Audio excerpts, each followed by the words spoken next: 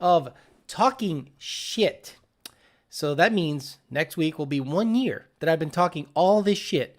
And the channel has grown a lot because of the live streaming. I have obviously steered my channel away from being car centric in terms of showing you cars and showing you this and reviewing this and all that bullshit, and just kind of talking some shit with you guys. You guys seem to appreciate that. So today what we're talking about is something that we talk about all the time internally. Real quick before I do that, I want to thank all the hardcore fans, Pussy Pounders in the house. Huh? Did you guys hear about Pussy Pounder?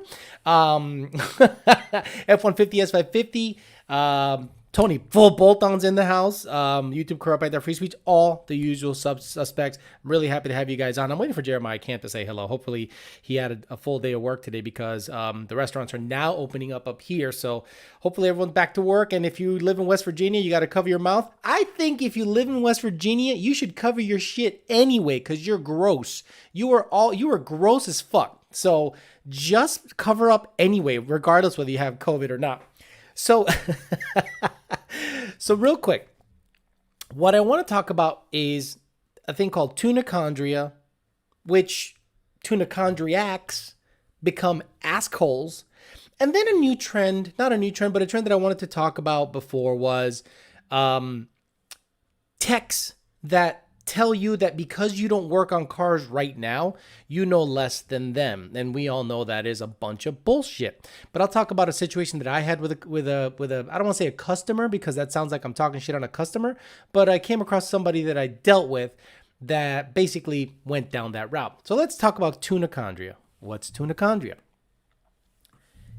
It's when someone changes, you're always blaming the tune for an issue, or you think something's wrong with the tune after you tune the car for the first time. So let's say, real quick, you are out there with a bone stock vehicle, stock cold air intake, stock everything, and you get a tune. All of a sudden, you start paying attention to the air-fuel ratio or air-fuel gauge. Like you never even looked at that motherfucker. Jay Rubin in the house. You never even looked at that motherfucker before. You never even give a fuck about the air fuel, the wideband, the air fuel, the dummy gauge is what I call it.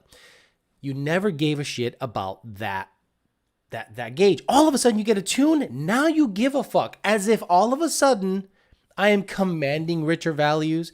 So this is what happens all the time. When you go wide open throttle stock, you don't even fucking look at the gauge.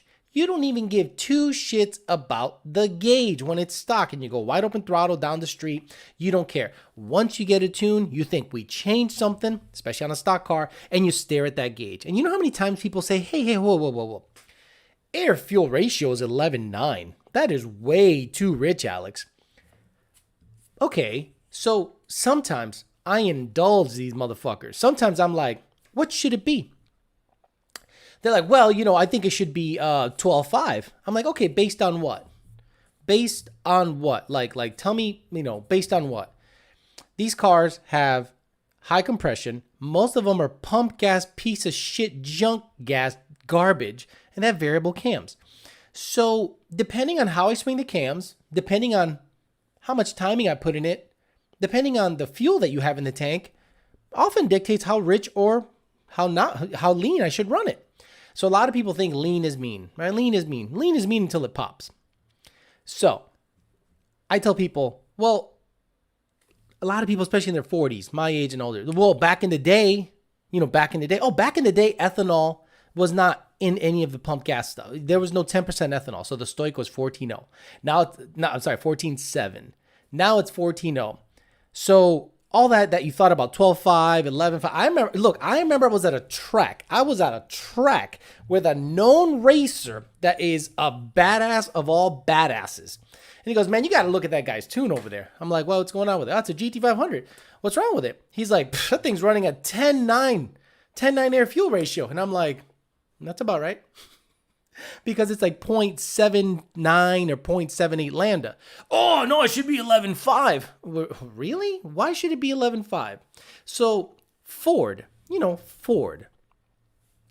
And on a stock vehicle, wide open throttle, They command like 0.83 lambda. And then when it goes into cat over temp protection, that bitch dips way the fuck down there. And if it's boosted like a Roush supercharged vehicle, that bitch is at 0.79 and then or 0.81, 0.79, and then lambda. Because if you want to check out lambda versus air fuel ratio, you got to multiply it by 14.0 stoic. So 0.79 times 14.0 is your quote unquote air fuel. And when it goes in this heavy cap protection, Roush vehicles go to like 0.69 lambda, 0.70 or 0.71. But guess what happens when they're down there? Timing goes up. Why? Because it's a little more spark tolerant the richer it is. Oh no, some tuner one time told me, actually, Alex, you're putting out the flame when you give it more gas. I'm like, interesting. That's why, for some reason, Roush supercharged Mustangs were getting 20 degrees off the bitch or 18 degrees off the bitch, making 630 rear wheel horsepower on a emissions legal calibration with LU47s and running it at 0.72 lambda. Dude, so the Tuneachondriacs out there are the ones that are legitimately scared of anything that might change in the calibration. So all of a sudden they start looking at things. So then when they start modifying the vehicle, like legitimately modifying the vehicle, all of a sudden they start getting real antsy about every single little thing. Oh, it's a little jerky. I had a guy today tell me, Alex, the 1-2 shift feels weird. I go, the 1-2 shift feels weird. Interesting. And you know what it was? A manual car. Exactly. Just a manual car. He said the 1-2 shift felt weird. And I looked at the log and I'm like, you shifted at 6,200 or 6,300 RPMs. He's like, yeah, but it felt weird. So I'm just like, okay, so this has not tune related. It's not tune related at all. So Tuneachondriacs are kind of going out there really, really getting a little paranoid. So what happens when a Tuneachondriac doesn't know, what the hell to do or what the deal is? He's going to ask everyone else, have you ever had this experience? Have you ever had this experience with this guy or with this tuner? I have these mods. I have a Steeda Colder intake. I have a blah, blah, blah, blah, blah, and this and that. And I have this. And have you ever had the same issue? And then people that literally don't know a goddamn thing, like literally the only thing they know is what their tech tells them, which is another reason I'm going to talk about techs, and what their tuner tells them. Now, I say the least as possible to the customer when it comes to technical stuff, because I know what'll happen. He's going to regurgitate it. He's going to copy paste the email and put it on Facebook, anything coyote related, or like Mustang 6G is going to be like, my tuner said this. What do y'all think? The guy that is paid to calibrate your vehicle said this. What do you plumbers, electricians, and garbage men think?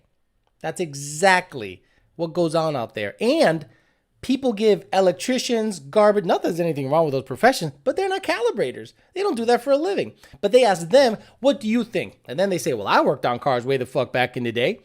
And,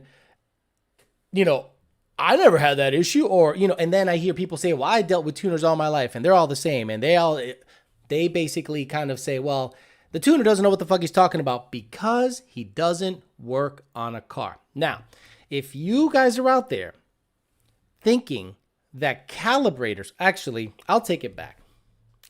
The calibrators at Lund Racing, that's all I can talk about. The calibrators at Lund Racing and actually VMP, I'll give them that prop too. They work on cars. Justin Starkey works on cars. Joe Goodenough is a killer tech. Not good, okay, killer, like top-notch tech. Mike Whedon, top-notch tech. Dakota can work on his own shit. Junior was fucking with his old shit when his dad was building Fox bodies back in the day and shit-ass Mavericks. And I've worked on my stuff since I was, 18, 19 years old. I love when people online say, those guys don't know shit. All they know is about the computer and the software, and they don't know about anything else. And I'm like, really, motherfucker? You don't think we have to have a very good understanding of what's going on in the engine, in the combustion event, everything that needs to happen, the parts? Because, let's be honest, guys, most shops out there wouldn't know a goddamn thing about anything unless the tuner was telling them those things. right? I'm not saying me because I don't really consider myself like up there with tuning. I don't consider myself to be a badass tuner or anything like that. I'm one of those guys that gives the customer a finished product, and that finished product, the customer either has to be happy with or not happy with, and then it is my job to make him happy with that finished product, right? So I'm not at a level of calibration like senior and junior or Joe Goodenough or Justin Starkey. Actually, I'm pretty good, but I'm not at a certain level where I can say, I can build a file from sand that has a lot of special sauce in it. I can definitely get it to run good, get it to run clean, get it to run smooth. But in terms of like the special stuff that you need access to, I'm not at that level yet because it requires a lot more brain power and a lot more resources that I give a fuck about. I would not be happy if my job was decompiling a fucking binary file. If you sat me in a room, even if you had special software, even if you had special this, special that, you will not catch me dead decompiling ones and zeros, making math curves, and putting shit together and indexing it. Fuck, that is the least sexiest job on the planet, and I would be bored to death, and I'd want to do something else. Not that it's not. I'm not saying it's easy. It's very hard. It's very difficult. I could not imagine being relegated to that duty of like, here you go. This is what you're going to do. Heartbreaker, you just caught me because this question is ridiculous. Do you still do your own tuning or through your employer now? I've never done my own tuning. I worked for Lund Racing one time, then VMP, then Lund Racing again. So I'll talk a little bit. I'll sprinkle some stuff in about techs that tell you that you don't know shit because they bolt on parts. Let's be honest, guys. If you bolt on 5 sets of headers on an S550, it gets pretty easy. Right? And then you can pick and choose which ones are the ones you like to work with the most. If you put on 3 Whipple blowers, 3 VMP blowers, 3 Prochargers, 3 Vortex, you know what you're doing. Injectors are easy to put in. If you do transmissions a lot, you know what you're doing. You're bolting stuff in. You're not making an injector. You're not spitting out the data that's required for an injector to run properly at different fuel pressures. So, when you're a bolter honor, don't think that you know more about a calibrator, honestly, because I see a lot of guys saying, Alex, I put on my Matco scanner tool, and it's saying the long trims are rich, 20%. It's the tune. And then I go, check the cold air intake and see if you slipped it past the stop and if you cranked it down with your gun, because I love these techs that have impact guns. Every time I see a tech with an impact gun, I'm like, here we go.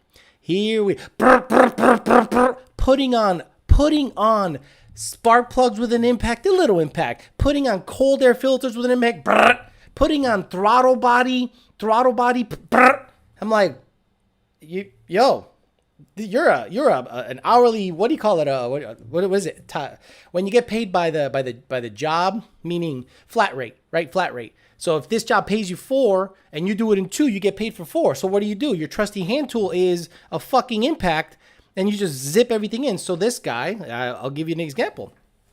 I was working at VMP at the time, and they had a new tech came in. I sit my ass down, and the long trims are off 20%.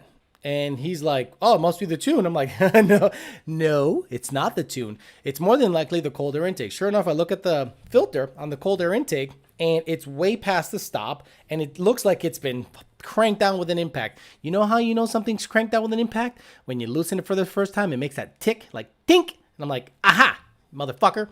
Guess what? We backed it off, put it on where it's supposed to be. Trims were on the money. So when a tech accuses me of not knowing what the fuck I'm doing, I'm going to read him the riot act and say, without me, and again, I'm not saying all techs, I'm saying the techs that get sideways. Just recently had a tech or a guy that says he's worked on cars tell me, it must be in the tune, Alex. Alex, it's in the tune. I'm like, it's speed density, dude. You can pretty much take the cold air intake and throw it in the garbage and hang the IAT sensor in the engine bay. It's going to fuel properly. So if you're fat, you got something wrong. You have something wrong. But they don't want to hear that shit because guess what? That like hits them in the ego, and they're like, oh my God, I fucked something up. So they get all bent out of shape. Let's get some of the paid questions because it's getting a little crazy. And I want to make sure that I get you guys caught up because I don't want to get too behind, because what ends up happening is I never get to the peasant chat. And I want to make sure that you guys, the peasant chat doesn't get denied. There is some cool stuff. Says, can you download a tune on a Tomahawk? No. Lund tunes are either going to be on an SET device or an N-Gage, or in the future, an HV Tuner's device. Plain and simple. Jose or George Figueroa says, what's poppin', compa Alex? Keep up the good ass vids, cuh. Thoughts on 60 Street selling out Alex? I don't know. 660 Street. I don't know who the hell that is. Selling out Alex? Who is 660 Street and why should I care? No offense to 660 Street. I have no idea who you are. But thoughts on 660 Street selling out? Somebody, clue me in on that because I don't know what the fuck you're talking about. E85R tune, what is the lowest E I can safely run? That's a very good question. So the car is constantly trimming fuel in when it's lean, fuel out when it's rich. I've seen the car be like a 0.92, 0.93 at about E77 or E76. So if you're in 75, 76% ethanol, throw it in there, brother. I think it's going to trim it out and it'll perform better than the Flex tune at that alcohol content. Tommy Gunn says, thanks for the info and laughs. Thank you very much, sir. Give me $20. Fernando Ariza says, what's up, homie? Stopping by and supporting. Thank you, Fernando. Appreciate that, man. Appreciate that a lot. Trust me, it's become fun. It's almost been a year doing it, and it's great how it has grown. Okay. So everyone says, how can I contact you for tuning? Narciso Sosa in the peasant chat. Narciso, LundRacing.com. You cannot contact me directly. I do not tune on the side. I only tune for Lund Racing. So Brandon, Dakota, Junior, Senior, or I, you're going to get the same tune. What size tire do you recommend for naturally aspirated? I have a 27-inch tire now, but I feel faster on a 25 because of the gear ratio. I had a 25-inch tire because I bought the wrong size and needed to pass inspection, so they were installed. Zachary Smith. I like a 26, like a 305 45 17 is close to a 28 or like a 27 3/4. So I prefer like a 27 or 26 naturally aspirated. 28 only if you're going to go crazy with the gear ratio and you're going to launch really high RPM.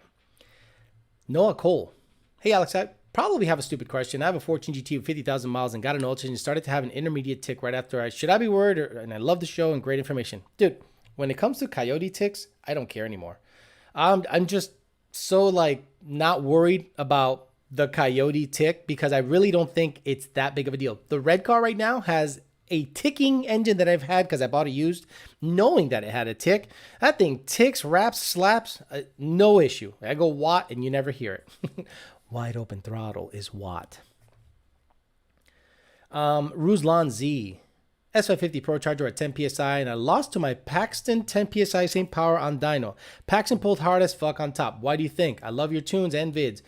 So the S550, the Procharger, was it a D1, a P1? That's my issue with Procharger, sort of similar to the issue that I have with Whipple. Whipple has the Gen 2 front feed, 2.9. The Gen 3 front feed, 2.9. Then they called that the Gen 3 front feed 2.9. So they called it the Gen 3 because the rotor packs more resembled something like you would see like in a TVS car. And then they went front feed, intercooler on top, Gen 5. So okay, is that the case or is that the rotor? I'm thinking it's both. Now they're like on a Gen 5 3.8.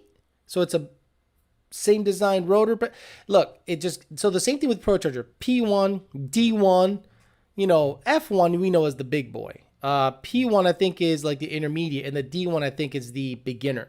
I think I might have it backwards. I just don't know. So if you had a 10 PSI, like a Vortec, right? Vortec V3. So a Vortec V3 versus a Vortec V7, and I think pulley for pulley, I think, let's say a higher boost, let's say 12 and up PSI, I would go with the V7. But people say, well, who cares? It's the same thing. It's a Vortec. Well, it's not how it works.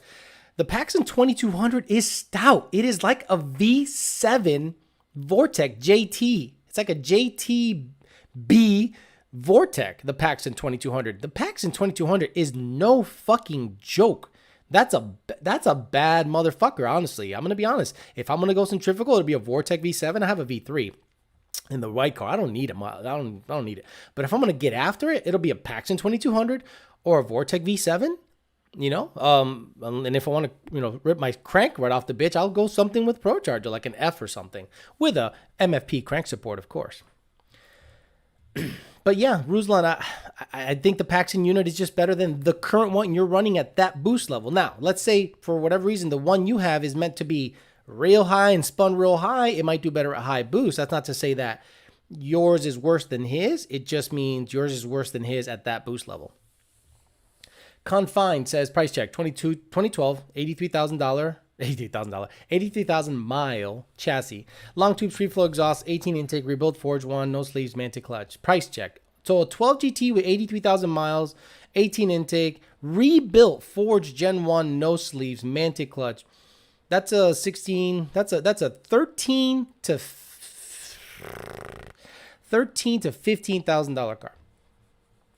If he's asking for more, walk away. So Tony Bolton says P1X everything. So there you go.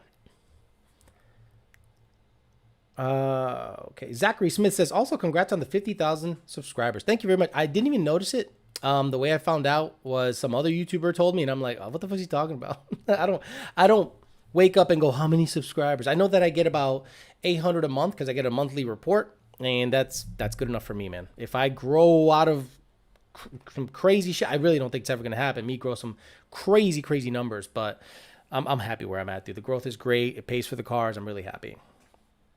Shout out to Lon. Dakota's getting me dialed in on my basic NA setup. I'm pleased with the service. Mr. M. Ragland. Ragland? Dios mío. Oh, my God. Okay, I got to get with the pay chat. Wonder Racing. Keith Ray, who built the Grey Goose in 3 months, I think 90 days. Senior dropped off a bunch of parts. He said, hey, Keith. Hey, you ginger fuck. Here you go. Here's some here's some parts. And he made a car run out of that. I think we're getting it on the dyno pretty soon, just, you know, shaking it out and see how it all works out. But I'm excited. That car is going to see 15, 16, maybe 1,700 horse, I hope. That's the goal, and see if it can run a sub 7-second quarter mile eventually. Recommend ultimate headers for 19 Whipple GT with 3-inch Corsas. Oh, it looks like that header next down to 2 1/4. Oh, come on, man. Come on. What is with people? What is with people that think that the header has to be 3 inches from the collector all the way back? I mean, if you have, oh, I'm gonna suffer right there. It's gonna have back pressure. There's a back pressure. Back pressure. I'm not even going to answer that question. Thanks for the $4 though, for the $5. I mean, guys, really? What are you making? What are you making with your Joseph Strong? Do you have just a cold air car? And if you have like a boosted car, is it making 1,000? No, it's making 800. It's making 900. Then it's fine. It's fine. Joe, it's fine. It's going to be fine. Jet Smara says Viking B3 010 AM or B358 AM with billet upper mount. I don't know what the fuck you're talking about. You want me to start looking up part numbers? One of them will be like the Crusaders and the other ones will be like the, I don't know, the douche haters. Let me see. Because now he paid, so. So these are the Crusaders. The B3010 AM is the Crusader, okay? So we're going to go ahead and see what his other one was. This is how I do it, guys. Fuck it. We're doing it live. Fuck it. Copy. And we're going to go here and go. So the Crusader, I think the other one's a Warrior. I think they're both Crusaders. Well, one of them has drag valving. I mean, who has road race valving? Like, who? I don't buy Vikings. For, honestly, the first one's fine, dude. The first one's fine. Do you need the billet mount? It depends what you're doing with that car. I didn't have billet mounts in my red car. Had no issue with it. I know Steeda sells a badass set of billet mounts. So does UPR. So I don't think it's necessary, but I think it's a good insurance policy in case your car is really I don't know, launching some badass shit, and it's heavy as fuck, and it's destroying the pretty stout cast mounts. Nick Bishop says, any updates on your Edelbrock blower? Enjoy the content and channel. No, oh, okay, yeah, the rotors were fucked. Then it got fucked in shipping. So UPS did what they do. They did UPS things and fucked it up even more during shipping. And luckily, I took pictures beforehand. So in case shit went down, you know, we can file a claim. But luckily, the rotors were toast because I don't know if it was a bearing failure. Nothing really got in there. But I think we're going to go with a low vacuum bypass, a Greg Kong port, and see how it goes. We're going to get it fixed. New rotor pack, new case. Got sent up to Greg. Greg's going to port it, send it back down. I'm going to ask him for a low vacuum bypass, put it in. I'm going to send the injectors out, the FIC 1650s. I'm going to send those out to get cleaned by them, flowed, make sure that they're good because they're out. So might as well do that. Pedro Alvarado, give me $5. Didn't say anything. My favorite type of question. Daniel Raymond says, 16 S550 manual doing turbo 400 swap. Do I need to get a revision from you guys?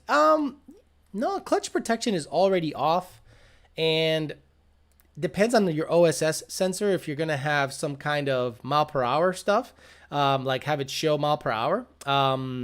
So if there's a kit per se that lets you swap it over, yeah, and I think it's just a reluctor ring change in the tune, if I'm not mistaken.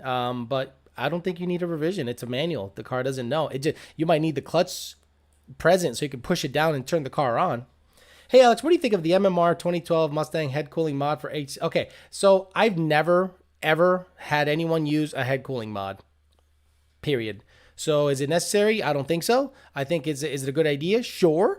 If it makes you feel warm and fuzzy inside to, you know, okay, that's fine. I just don't think it's going to prevent the car from exploding. You know, it's one of those things where it's cool, but I don't think it's necessary. Osis Coyote, channel support, my friend. Osis Coyote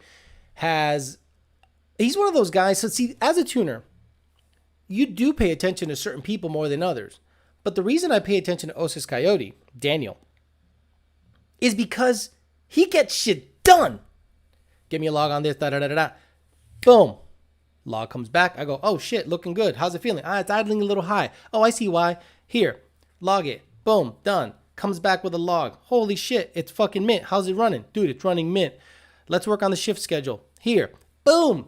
Dude, easy, easy, easy. I'm like, dude, your 91 tune is done for your twin turbo Cobra Jet, you know, CJ, you know, throttle body, you know, twin 65, CJ, Hellion twin turbo kit with cams, auto, with a 5C converter, you know, and fucking dude was done in three revisions, and I sent them an E85 tune. Once he get E85 in it, I told them, hey, start saving up for a bottom end because this bitch is gonna blow up. It's not a matter of if, it is gonna blow up. So he's like, yeah, I'm already saving for a Gen 2 bottom end. Perfect. That's why I pay attention to people like that, because I get them off my plate quicker and they get results. And he already raced a V3 and beat the shit out of that on 91, and he raced a twin turbo LS69 Camaro and beat the shit out of that on 91 octane. Just love the guy. William Chowanek says, Alex, I'm currently being tuned by Junior and I'm having O2 sensor issues. Everything is connected and all plugs connections are okay. I have swapped out the O2 sensors and checked all fuses. Any ideas?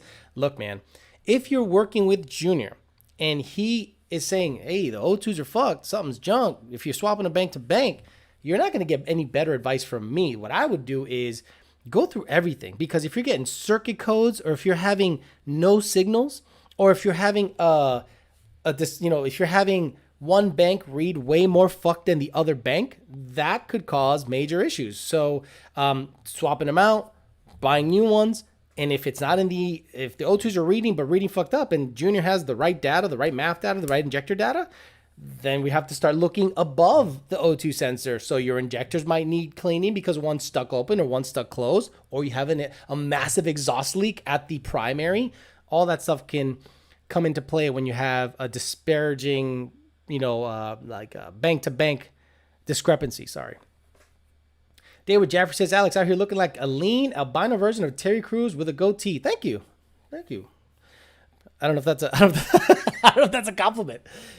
Thank you, Alex. I really appreciate it. Holy shit. Noah Cole says, thank you, Alex. I really appreciate it. No, you don't have to give me $20. Dude, just don't have to give me anything. I'll try to get to you, but I appreciate the channel support. You guys sometimes just overpay. Could you please explain the difference between slicks and drag radials, bi-ply, and what makes them more appropriate for what setup? Sebastian Garcia. That is a very long conversation, and I'll try to make it as simple as possible. A drag radial has a very sticky compound, but it is a more stable tire. So the drag radial, in my opinion, requires your suspension to be even more on point, meaning your suspension settings matter more on a drag radial than on a slick. A slick can be put on any car and it can make up for shitty suspension because it'll wad up and wrinkle because it has a very soft sidewall. It'll wad up and wrinkle, and it'll kind of just, that is your fuse, that is your cushion, that is your, your give point. A drag radial, a slick, which is a bias ply construction. The sidewalls are very squishy. Now, one thing that came into play was like I think it was a drag radial slick, which was like a bracket, a pro bracket radial pro or something like that, where it had like slick center, basically like a slick center and a stiff sidewall, if I'm not mistaken. I could be way off on that, but basically the way I do is this: if you have a stick shift car, I prefer a slick. If you have a shitty prep surface, I prefer a slick because you're less likely to spin on that, and it is a fuse. Now, people like Minion and all those guys, and Real Teal and all those guys that have fast stick shift cars, they have a drag radial, or actually Real Teal is now experimenting with a drag radial. Minion has had it for a bit, and Jonathan Atkins, drag radial, but they have a slipper clutch, so they have to tune the clutch, right? The clutch has to be dialed in because it has built-in slip capabilities. So that's a whole nother science. So in my opinion, slick car, stick, drag radial car, auto. To simplify things, drag radial is more stable. You can go faster with a drag radial, but your suspension has to be even more on point with a drag radial than a slick. Not sure if that answered your questions, but hopefully it helps. Cuban Coyote says, talking about packs, and I'm going to test tonight to see what she does. What RPM do you think I should launch out with a two-step? And a Hoosier drag slick? 5,000? I mean, it's got no nut down low. I just hope everything stays together because it's going to come out of the hole hard. And once it gets to about 7,000 RPMs and that 1-2 shift happens, that's when Judgment Day comes. That is the day the machines rose up and shot the missiles out. That's when Judgment Day happens on that 1-2 shift at about 7,700 RPMs, Cuban Coyote. And if everything stays together, bro, the 2-3 shift's going to be good. The 3-4 shift, now we're going to have to log that because I have seen a lot of centrifugals have knock sensor issues shift to shift. Procharger, Vortec, Paxton, for whatever reason, maybe the way they're mounted and they're further away from the engine and they cause some kind of weird resonance, and only on stick cars. Auto cars, I haven't seen the issue. So log every pass, Cuban. Can you elaborate on Junior's TCM post, DJ Smith? So HP Tuners released some TCM support for the 2020 GT500. Now, to not get too into the weeds, is you're not going to be able, in my opinion, to know what shift schedule the car is in when you're making big power.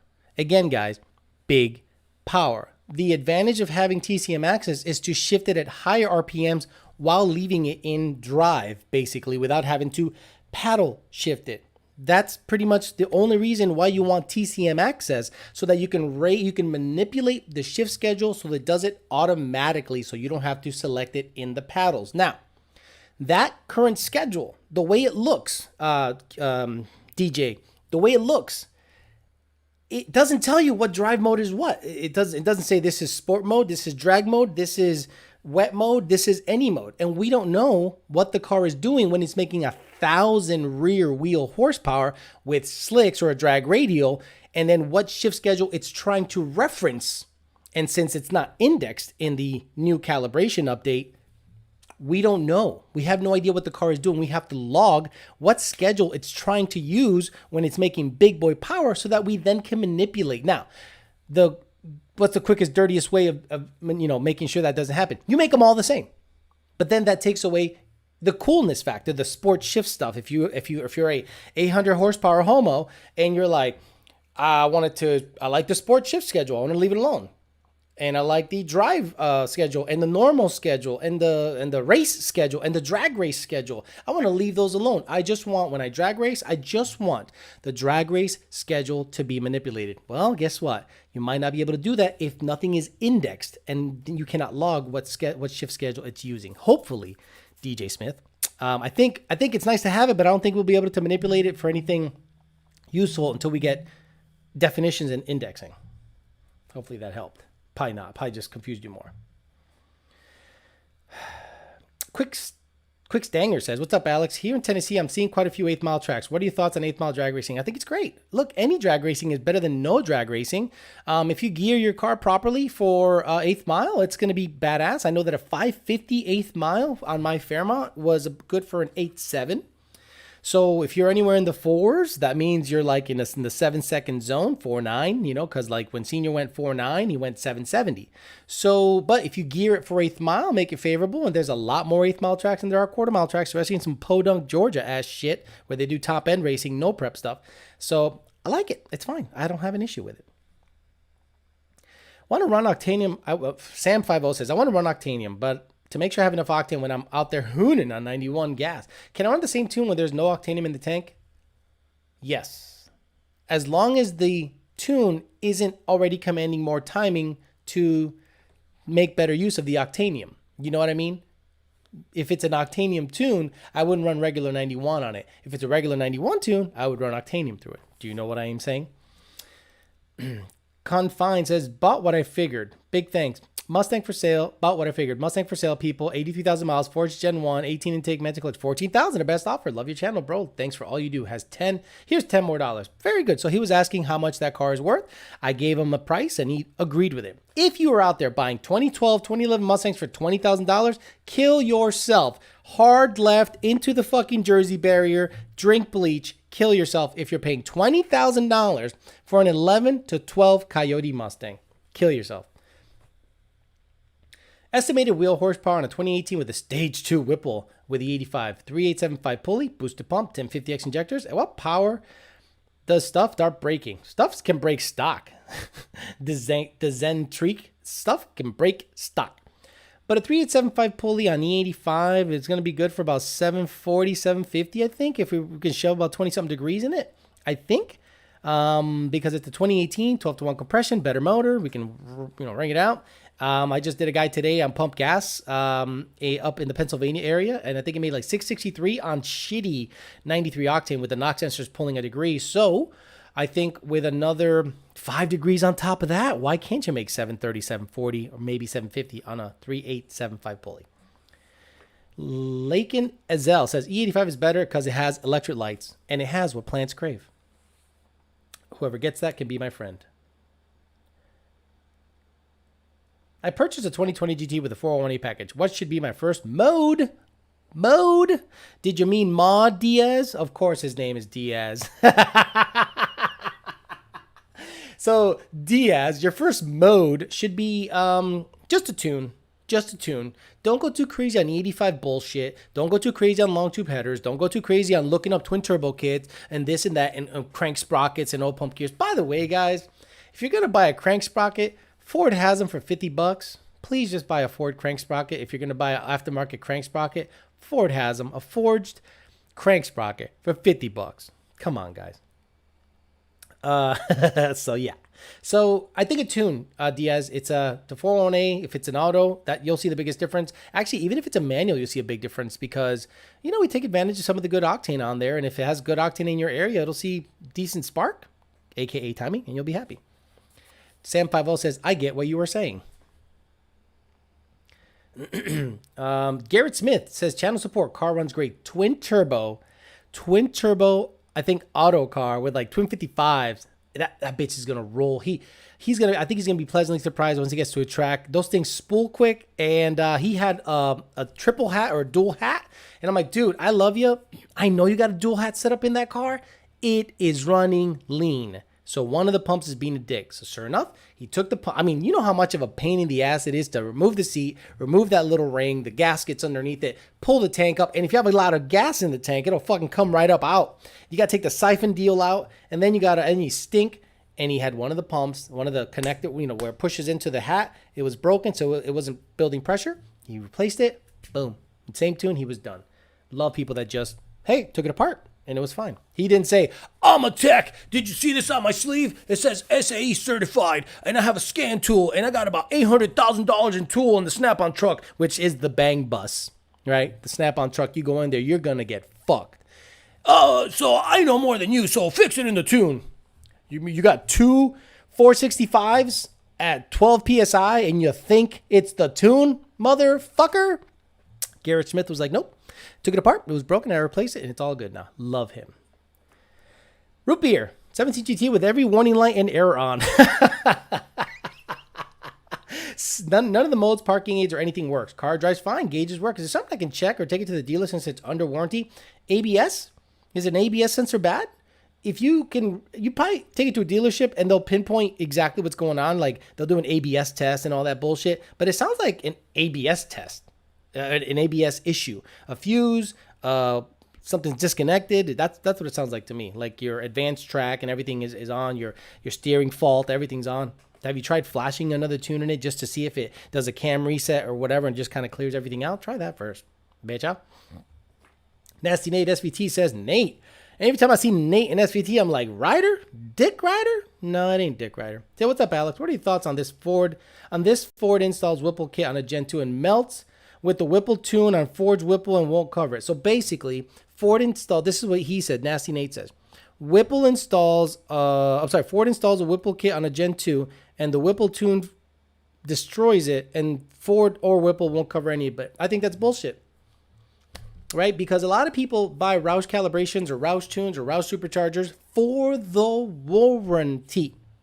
So if you're on their tune, their product, Ford installed it, co-signing, is there any literature, Nasty Nate, that says, hey, if you blow your shit up, that ain't on us? Because that's not cool. So I think they should have some kind of partial coverage. Ford just installed the part, so you can't really blame Ford. Unless it was an install error, there might be more of the story, but if I went to Ford, dropped Ford $39,000, I say, here's $39,000, here's another $8,000 for a Whipple kit to my shit, and I pick it up and it blows up on the way home, you best be fucking sure I'm going to drop that, I'm going to drive it right through that bitch, put it in the lot, and be like, I'll pick it up when it's fixed. Fuck you. You've been practicing arm wrestling? You want to get a technique like Todzilla? Yonsei 5-0. Hurricane Logan says, what do you think about dudes who make custom CAIs, like ram air trash design? 2-inch hose and the filter and the cow's legit. And calls it legit. So I've had a couple of guys that make their own cold air intakes. Luckily, they're using a known mass airflow housing. Right? I don't care what you do with the hoses. I don't give a shit. If the mass airflow housing is a known vetted unit, PMAS, Stita, something metal, or something that's not going to lose its shape when it gets hot, not something made out of Jello, nothing made out of Jello. So that, in my opinion, is okay. I don't care how you route it because the map sensor doesn't give a shit about what's before it or after it, except on certain closed air intake kits where it needs to have a certain configuration. I'm not a big fan of that. A lot of people try to reinvent the wheel. Like a lot of people want to be like, oh, look at my shit. It's totally different than yours. I stand out from the crowd. You want to stand out from the crowd. You make your own cold air intake. Looks like a donkey. A donkey dick. I say donkey dick, and Jason Teixeira does have a donkey dick cold air intake. But mine looks like a real donkey dick, and I painted it brown. Why? There are 80 cold air intakes on the market that work. Why do you want to be so different, bitch? Oh, yeah, you fuck. Brian Mockowitz gave me money for no reason. I appreciate that, Brian. Thank you very much. Hopefully your truck's still running good. Devin Martez, Alex, I'm looking to drop my car off at PBH for do some work. Work? Are they working on cars again? Do some work and we'll need a tune from Lund. Would PBH be able to handle tuning the car so it's completely finished when I pick it up, or will I have to handle the logging myself? No, Devin. You're going to have to pay for that service from them for dyno time and their time. But yes, they can just work with us and we do the logging back and forth. And as long as they're happy and they think it's running well, they'll just give you the keys and say, It's running great. And then you, I'm sure, are going to go, I don't like the pedal, or I don't like this. And then you'll have to contact us to fine tune it even further if there is an issue or a different way you want it to drive. Devin, thank you for the money. Appreciate that. $20. Danny Whitlow says, love the channel, Alex. I've learned so much from you and your videos in the past year, so keep up the great work, channel support. Thank you. I've heard that a lot from LS guys. I have heard more from on my email or Facebook. Alex, I never even gave two shits about Mustangs. Once you started saying that I can make 800 horsepower on E85 with a blown S550, I was in.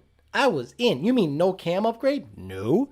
No opening up the engine? No. Stock intake, just throw boost in it, E85, and it's happy? Yep. They're like, I'm in. And we have a lot of converts, thanks to moi. I'm always humble. Okay. Oh my God. Love the channel. Okay. Eric Vega says, Betcha. Still novice level with a stick car.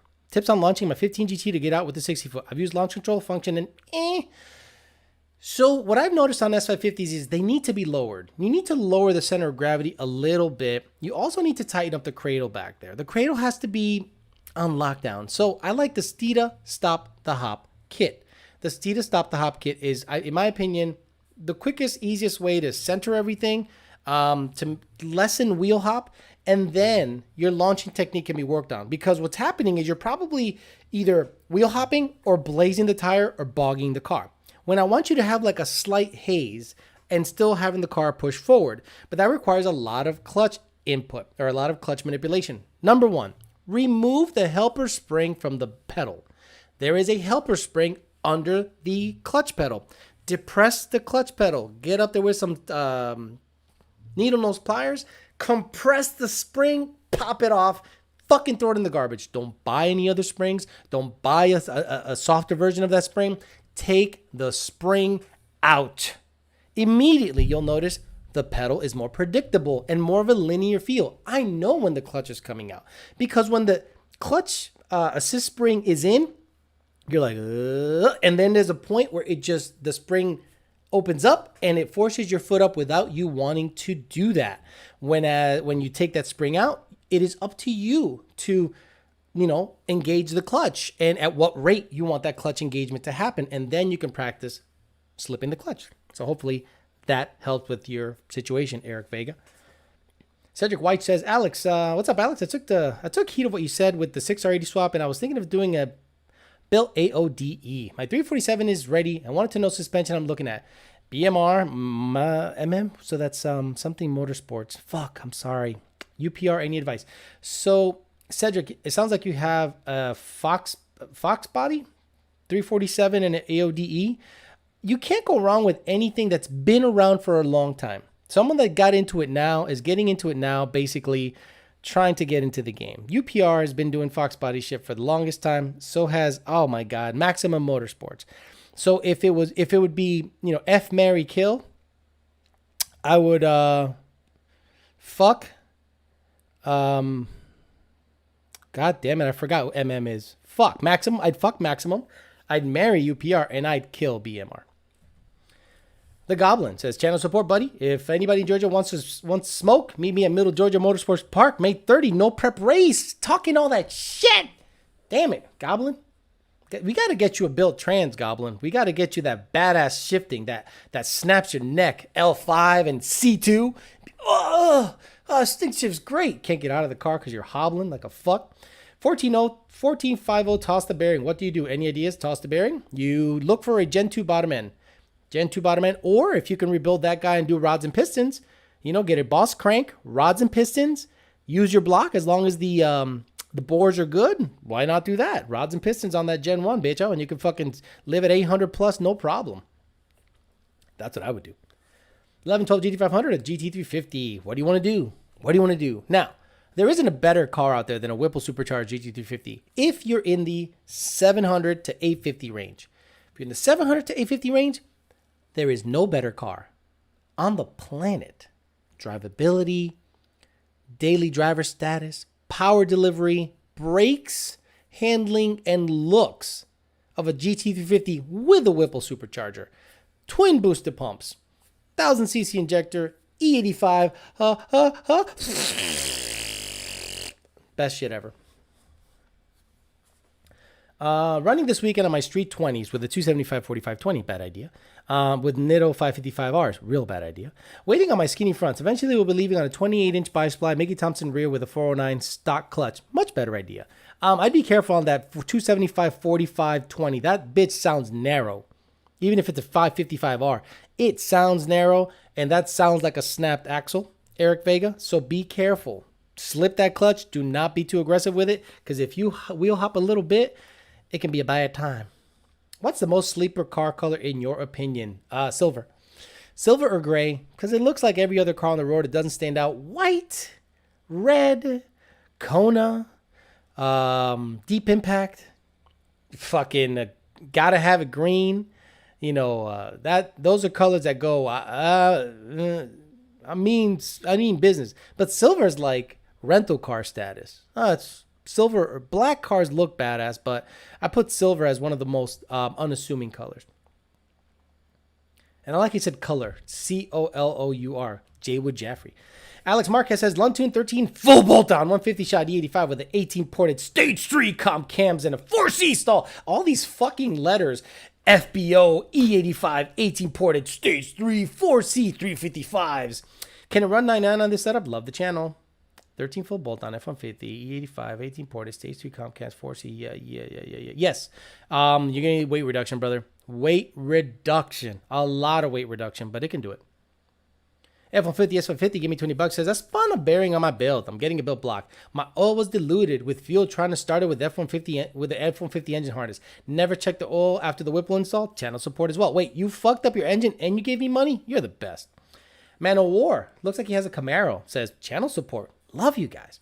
5 Slow. Tuned by you. NA13. Installing a fire system and a fire system. Sick. Hit me up for that fire system revision, bruh. He's installing a fire system, which is a fuel system, and 1050X injectors. Is there a payment difference for a tube revision, or can I just email you? He's installing a fire system, and he needs a tube revision. Is there a payment difference for a tube revision, or can I just email you? So if you have a remote session, meaning you paid the $650 for the tune, and you're within your 3-month window, which is now going to be a 6-month window. Okay, if you're out of your 3-month window, you got to extend that window for me to fuck with you. But if you've paid up, all I have to do is make a couple of changes. If you're already paid up for a remote session, and I'll make that change for you. But if you're out of your revision window, that'll be another $150. If it's not, if you're within your revision window, I'll take care of you, brother. Kevin Cruz says, channel support, man. I just wanted to tell Ruslan that my P1X S550 is coming back to give him the gap. So Ruslan Z, Kevin Cruz is talking all that shit. He said he's going to gap you so hard that your whole family's going to feel it. That's what he read. That's what he put right there. Kona Blue is the best color, hands down. Force-fed Coyote. So no Steeda spring replacement, huh? Just take it out? No, take it out. Look, I love Steeda. I love them. The great people. Take that bitch right out. They don't do a goddamn thing. Fuck it. It's the dumbest mod on the planet to put in a spring. Take that shit out. It ain't gonna hurt nothing. You're not extending or shortening the throw of anything with that spring. You're just assisting the pedal being, the clutch being engaged. But it's a herky jerky motion that it's weird and unnatural. Take it out. It feels more like a cable. For those of you old motherfuckers that have driven cable clutches before. Scott N says, channel support. Appreciate that, brother. Hurricane Logan says, I still remember your first vid because I'm an OG. I absolutely insane where you were at, and you deserve it, bro. Hope to talk to you again soon. Yeah, brother. Don't worry. Look, Hurricane Logan. I understand that a lot of people that were old school friends of mine, and I would reply to them and shit, that was when I was a millwright and I was just getting started. And I hope people don't feel left behind. But instead of, being sad that I don't talk to you guys, be happy of look right here. We're talking right now. I can't sit there on text, on messages and stuff. That's the other thing, right? When I send you a calibration, it does not give you the okay to send me a friend request. I am not your friend. I will never be your friend unless I meet you in person and we get along for whatever fucking reason. Because I send you a tune does not give you the permission to send me a friend request on Facebook or Instagram. You can follow me, whatever. But that does not mean I have to converse with you outside of my work schedule or my work email. So this is what happens all the time. Boom, send you a tune. Hey, brother, send me a log with this, da-da-da-da. I mean, no less than 5 minutes later, bing, friend request on Facebook. So now, what does that tell me? This motherfucker wants to talk to me about work shit on my personal shit. That ain't gonna happen. And John Jr. put up a thing the other day that says, if you want friendship, you got to give me $15,000 a year on top of what you're paying me to tune your shit. Then I'll be your friend. Because I'm not going to be like, oh, hey, buddy, you want to be friends now that I sent you? Imagine you go to Ruth Chris Steakhouse. You have the best steak on the planet. And you're like, wow, this is unbelievable. This is great. Then your friend requests a chef like a fuck. But Logan, relax. I mean, I can't. There's people that were helping me back in the day that I've had to just let go because they were drags. And they're like, oh, you left me once you hit it big time. No, you were a fucking drag. I'm not saying you're a drag. You're fine. We're here. We're chilling. We're talking. You tuned my car. Now we're friends. P-brain logic. Man, fuck all that. You're going to talk to me, Bicho. King B302. I'm not your friend. That look in his eyes just killed me. Yeah, I'm not anyone's friend. I don't have any. Are you insane? Do you know a person in my position cannot have friends? I can't have friends because what's going to happen? I see you in a Mustang. You're all of a sudden wanting to talk to me. I've never met you before. We didn't go to high school together. We don't hang out with the same crew. We don't go to the same gym. We don't do nothing. The only reason you want to be my friend is because I can tune your car. Fuck that. Imagine being a friend with someone because what they can do for you as opposed to he's a genuine person and I like him. Whipple of Vortec for a 2019 PP2 and how much power can I run before needing to build the motor and trans? For 2018, 2019, again, I treat those like Gen 2, 850 turbo horsepower is easy to attain and it'll be live there no problem. It'll probably live at 900 no problem. But I'm not going to guarantee that it's not going to have issues if you push the envelope past that power level. I think the Vortec or the Whipple can get you there easier. I think the Vortec will strain the motor less than the Whipple getting there. So will the Paxton, so will the Procharger, in my opinion. But I think the power delivery of a Whipple is addicting. It is down low and you can use it way more often than you would with a Whipple where you have to rev it up a little higher, any centrifugal. Then with a Vortec, you have to rev it up a little higher to actually feel like you have a supercharger in the car. Alex, so you be my friend outside? Mike J.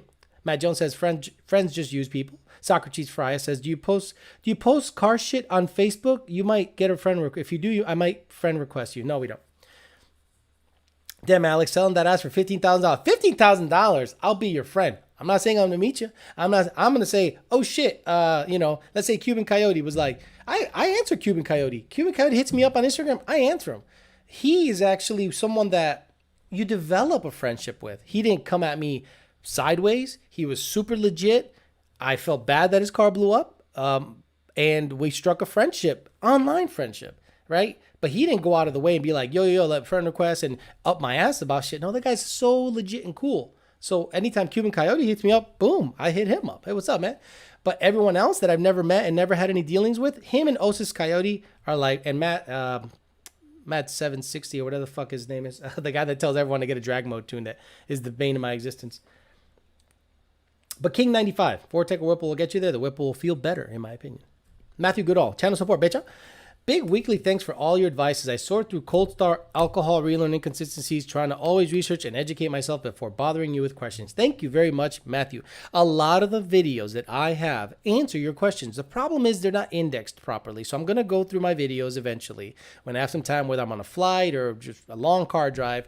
I'm going to put them in playlists. And it'll be like tuning FAQs, red car, Fairmont, black car. So that if you have any questions about the S197, you can go to the black car playlist and go, here is where I need to know about anything S197, anything S550 will be the red car, and anything Fairmont will be Fox body or just Fairmont page. And then tuning FAQs, injector, that'll be its own playlist. But I have a lot of videos up there to index.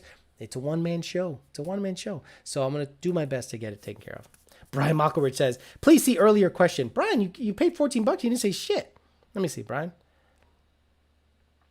Brian, I know you got money. Stop fucking around. See, he says, Brian Malkovich, $14.99. Nothing else. Let me see. Let me keep going further up because now I'm fucked. Now I got to go up and this chat is going to go ape shit. Oh no. Oh no. Here it goes. The chat is going to be fucked and I'm going to miss 3 questions and you guys are going to yell at me. Oh my God. Well, you paid $14 and you didn't say anything, Brian. That's what I saw there. $14 and no question. So go up and check it out. Is 440 turbo horsepower on an 11 GT on 85 decent? Fuck yeah. 440 on an 11 GT? Fuck yeah, that's decent. I mean, stock 18s on the 85 make 446, 447. So that's pretty damn good.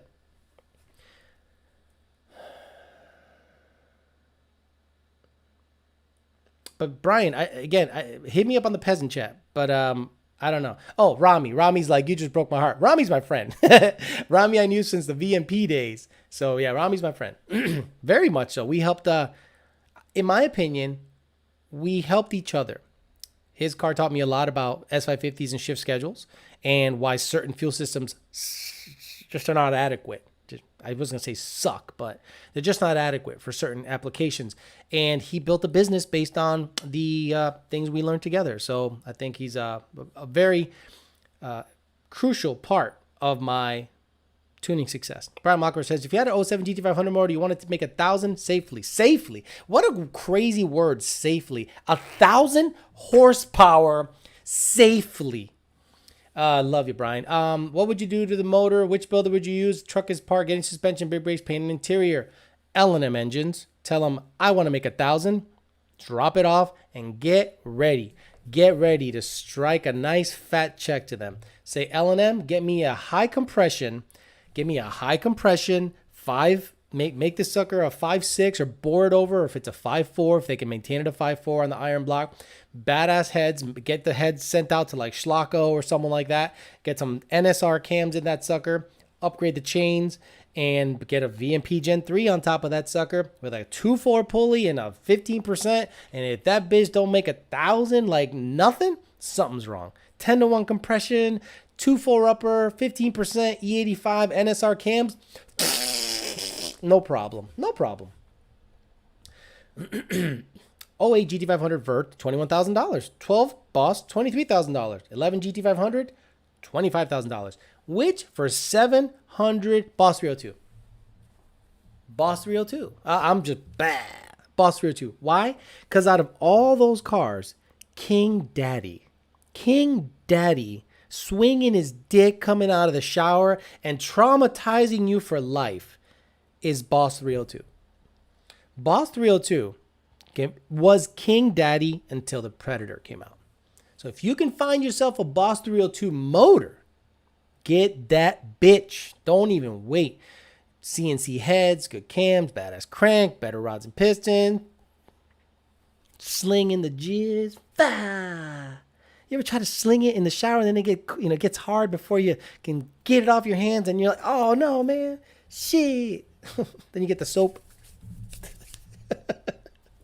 So anyway, out of those 3, Tyler, Boss 302. Cedric White says, I'll marry UPR then. It's a SN95 Cobra. Oh yeah, all day. Fucking UPR. Thanks for the advice. Hopefully you'll get to see her. You'll get to see her and see her go down the track if you're ever in Virginia. Virginia? Why would I go there? No, I'm kidding, Cedric. But no, I'm not kidding. I'm never going to go there. Eric Vega says, Gracias, pana. Already got the good bushings and the cradle diff and lower. We'll take the spring out tonight. And you're right. I snapped one already. Here's the channel support. Gracias por todo, Eric Vega in the house. Órale, vato. Dame chonchon. Alex, what's up? With park bike, do you do BMX? No, I just kind of go out there and just fuck around with the bike when I want to just jump some curbs and sweat a little bit and not run. Running sucks. Running's boring as shit. But running will get you in shape quicker. But I like going out there, just fucking around with the bike and just jumping curbs and doing dumb shit. I am not good. I'm not decent. I just like reliving my childhood a little bit. And I can still do some decent tricks. But at this age, if I do a trick and fall on my shit, I'll break shit. So I'm just like, on the careful side. I think I fucked up. Is it still there? Where is it? So I fucking destroyed my elbow the other day because I had to bail out because I have no brakes on it. I had to bail out and rubbed up against the fence. That was not fun. What's up, Alex? I'm looking to swap my O2 GT in the near future. I'm hoping you mean Coyote swap, not LS swap. Car already has full suspension. Is there a 6R80 control pack that pairs to the Gen 3 motor? No. Okay, look, you can use a US shift. But the problem with the US shift that I have seen, okay, it does okay. Meaning it will do 1, 2, 3, 4, 5, 6. The problem with that is will it do the same shift pressure on the 1-2 shift at low throttle position than at wide open throttle? How about the downshift? When you're in 6th gear and you mat it, will it go to 2nd? Will it go to 3rd? Will the pressure be commensurate? Will it slip? Will it have the proper commanded pressure? Will it have the right slip time? The right torque transfer time? There's a lot in the calibration, and I don't think the US shift can do any of those things properly, in my opinion, okay? So they don't come after me. This is just my opinion. I have never seen a US shift car drive well, drive consistently, and not have premature wear on the parts. So no, in my most humble of opinions of a nobody.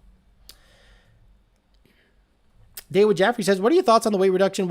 On weight reduction with well-made carbon fiber body panels, rear seat delete, and lightweight seats all day." I mean, that's the hardest part about racing is, and the most expensive part about a race car is the weight reduction. You're either front halving the car, or you're buying $3,000 hoods, $4,000 doors, and a $2,000 trunk because it's lightweight. So if you can swing it, do it up. David Jaffrey again says, "What are your thoughts on the Hennessey Velociraptor?" You said Hennessey. I don't think anything they make is legit, good, or anything. I just when I worked in Katy, Texas, I saw some of the stuff that came out of that shop. I'm just not going to co-sign on it. I'm not going to talk badly about them. I'm just going to say I'm not going to co-sign on anything that comes out of anything named Hennessey. Remember that twin turbo Corvette? Where is it? Where is it? So where is it? It revved. Did it go down the quarter mile? Where is it? I hate putting shit out there like that. Look, first twin turbo Corvette, C8, rev, put on the dyno, whoop. And then what? Go quiet for 4 months? So knowing what I know, it either blew up or they're waiting for tuning to come out. So why not wait for tuning? I know, the clicks, because you motherfuckers share that shit. Look, a twin turbo C8 Corvette. Look at me. Look. And they got what they wanted. Clicks and morons from fucking Saudi Arabia that sent their cars there and said, "Hello, I saw your twin turbo Corvette and I'd like to make the first one in Saudi Arabia. Basically, I do racing. Okay, if I'm not drifting a Camry left and right down the interstate, avoiding camels, almost killing children on a bus, flipping over and people ejecting from my shit, if I'm not doing that, and or I'm going in 2 wheels on a, my accent is changing, and 2 wheels on a 4-wheel drive, I want to do top end racing here in Saudi Arabia. I saw on Bookface that twin turbo Corvette, I give you $50 million and 3 C8 Corvette, 1 red, 1 white, 1 blue, like America. We love America." And then that company's like, "Oh shit, man, we just got $1 million because of you motherfuckers sharing an idle video of a turbo Corvette. Fuck's wrong with you guys?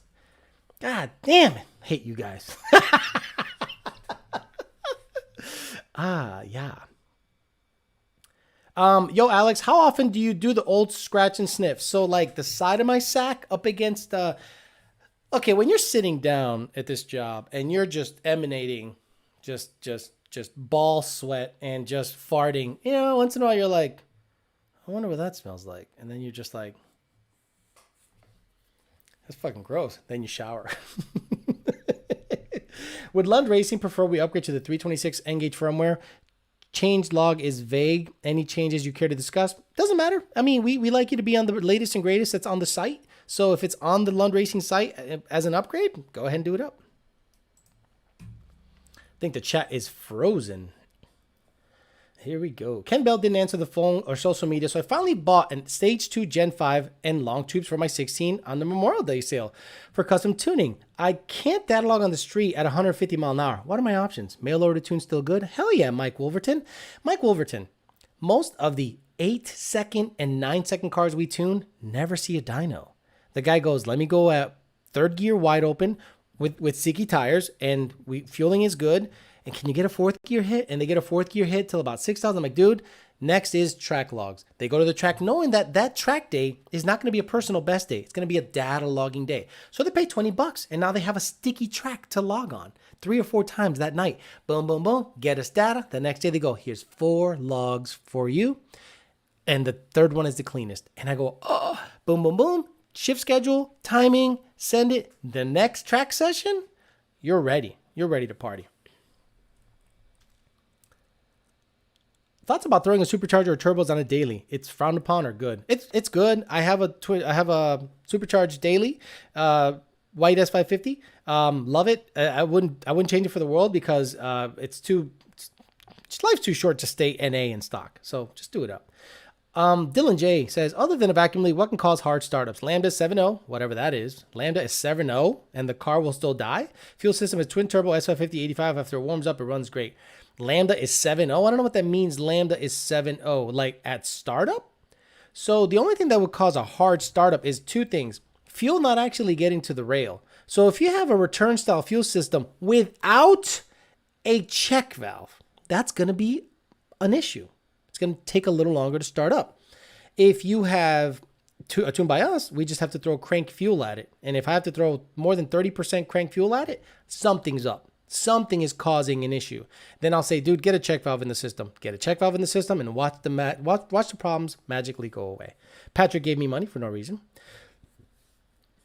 Mike Wolverton, I already talked to Mike Wolverton. Patrick says, love the vids, Alex. I have a 14 with 9,000 miles. Wow. Stick, Roush, 2.3, put down 550 wheel. Am I likely going to break something with a 555R, 270, 275, 6015? I'm new to the drag racing world, and I want to hit the track soon. So if it's a manual, you'll probably break shit. If it's an auto, you'll probably not break shit. You got to just learn to slip the clutch, brother. There's a lot of videos that I have on my YouTube channel about slipping the clutch. Go to my channel, type in slipping the clutch. And I literally have a camera on my feet. Even though many people know how to do this, I'm trying to do that for the layman, someone like you, someone that hasn't done it before. And that'll help you at least just get passes in and do a lot of stuff on the street. The street has less grip. So you're probably like, okay, let me get this down. Once you get to the track, it changes everything because now you have grip. And that will then let you be either more aggressive or less aggressive, depending on how you've gotten used to the car on the street first. Patrick. It's Just a Project says, thanks for tuning in my Paxton car last week. Install video on my channel. Grab the t-shirt for support. Thank you. It's Just a Project. Link your channel. Like, just what is your channel? And I'll put it up there. Sebastian Garcia says, would you go for a Gen 1 or Gen 3 cam only auto car? Cam only auto car. Cam only. Would you go for a Gen 1 or 3 for a cam only auto car? Leaning towards Gen 1 for aesthetic, but Gen 3 seems faster. I don't even know what the fuck he said. Cam only? Isn't that an LS term? I don't even know what cam only means. Cam only? Like a cammed NA car with a stock intake manifold and stock headers and stock catalytic converters? That's fucking retarded. Really fucking retarded. Sebastian, I don't know. I don't understand your question. You have to be a little more precise or make sense. Rumor Mustang becoming a sub-brand like Scion. That'd be cool. That'd be cool because then it becomes like Genesis is. Like the Genesis stemmed off from Hyundai. So then you go to a Mustang store, a Mustang dealership. You don't have to wade through Explorers, F-150s, blah, blah, blah, blah. I'm okay with it because Mustang is its own thing. It doesn't carry the brand. The F-150 and crossovers carry the brand, but I like the fact that Ford would be its own thing. Mustang would be its own thing. T. Heltzler says, Alex, thank you for your help with the header selection. Going to go with Ultimate Header. I appreciate you sharing your knowledge and experience. Thank you. If you install them yourself, you're going to be happy that you bought them. 100%. LOL at the voices. Thank you, Chase. I'm working on them. Thanks for the input. Gen 2 Coyote 630. It is then. Don't want unneeded headaches. When the time comes, leave the tune. Take the cannolis. Exactly. You got to meet him in one of those old bathrooms. You got to meet him at and I forget the name of the place. He's like, it's got one of those old toilets with the chain. You can put the gun back there. Great movie. Fucking Godfather. Shit. Mustang, give me $5. Nothing to say. Alex Cantu says, hey, Alex, be the first one to start breaking records in a Gen 3 manual. Supporting you from Phoenix. Look. It's got a Vortec. It's axles and a fuel system away from me trying to go for a 9-second quarter mile. But the problem is, I like that car. I like to be able to do stuff in that car. I got 2 other cars to do dumb shit with. But it has crossed my mind. Again, fuel system, axles, and a drive shaft. Mantic already's on board. Mantic, Jeff Gurko, they're on board. He's like, if I can do anything for you, Alex, I got you. And I'm like, God damn it, I love you, but I don't got anything stick right now that's fast. Might change. Who knows? What are your thoughts on Jay Leno and his car collection? Jay Leno has probably the most badass car collection on the planet. Jay Leno is the worst human being on the planet, how he became a success.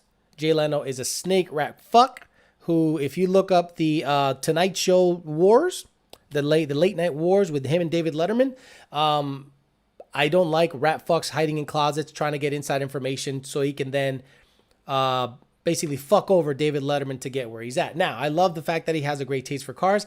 I don't think he's genuine. I don't think he gives a shit about you. I think he has a very blasé attitude. I think he kind of talks down to people. He thinks he knows it all. He knows a lot about cars. But I don't like how he came to be. And if you know that story, that's how I judge people. If you came to be by being a piece of shit, I don't care what car you got. You're a piece of shit. Dylan Giles says he's going to get from a parts company. By the way, black throttle body for the win. Black throttle body. Fuck me. Okay. Oh my God. The only thing missing from under my hood is a black throttle body. The only thing missing from your hood is a supercharger. You want to go fucking fast, Dylan. It's Just a Project says the channel's name is It's Just a Project. There you guys go. It's Just a Project. Follow him. He says intake on versus off dyno next week. It'll be like up 50 horse depending on boost level. I guarantee it. Marshall Eng still has a car for sale. Says 13 GT for sale, 59,000 miles. Full bolt-on 85 Lund Tune Mantic clutch, UPR suspension. Also, an on-3 twin-turbo kit for sale. All mods pre-selected per Alex's recommendations. Marshall, are you selling the car and the kit for $20,000? Because people will scoop that up real fucking quick. Isn't Jay Leno from Mass? I think he is, Robert DeRocher. I think he is. You long guys always looking to send these cars to the moon, and sometimes you guys tune these cars to have Jesus take the wheel. You guys got to choose a side.